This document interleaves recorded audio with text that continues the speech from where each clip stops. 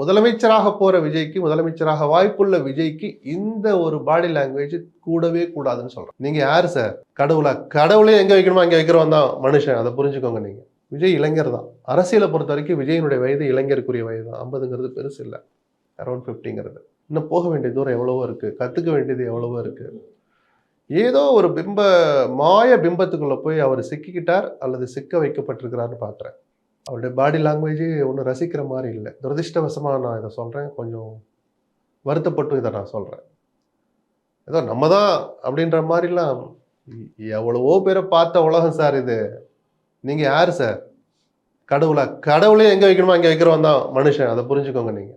கடவுள் மேலே இருக்கிற பயம் வேற, பக்தி வேற. அந்த கடவுளை எங்கே வைக்கணுமோ அங்கே வச்சுட்டு அவன் பாட்டுக்கு வேலையை பார்த்து போயிட்டே இல்லை. அவரை சுற்றி இருக்கிறவங்க இப்போ நடக்க போகிற ஒரு வேவ் அடிக்க போது அதில் எல்லாம் களி ஆகிடும் சார். அந்த நான் இப்போ சொல்கிறேன், ஜனநாயகம் சொல்லி ஒரு ஏற்றி விட்டாங்க. ஏன் நடக்காதா? ஏன் விஜய் முதலமைச்சர் ஆக மாட்டாரா சார்? நான் ஆகட்டும். அப்படி ஆக போற விஜய்க்கு, முதலமைச்சராக போற விஜய்க்கு, முதலமைச்சராக வாய்ப்புள்ள விஜய்க்கு இந்த ஒரு பாடி லாங்குவேஜ் கூடவே கூடாதுன்னு சொல்றேன். புரியுதுங்களா? நான் விஜய் தாராளமாக வரட்டும் சார். ஜனநாயக நாடுது.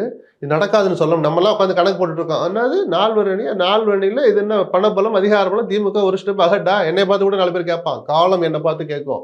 என்ன சொன்ன நீ?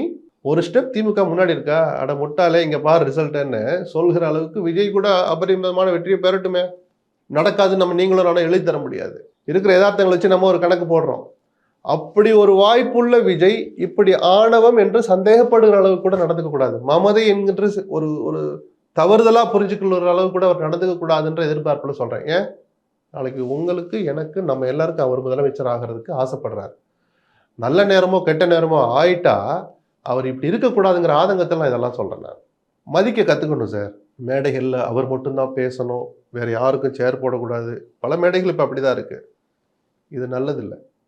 அழிவு பாதைக்கு தான் நான் ஒரு புதிய கலாச்சாரத்தை ஏற்படுத்தன்னு அவர் சொல்றாரு. இது நல்லது இல்லைன்னு சொல்லிட்டேன். மீதி கடவுள் விட்ட வழி.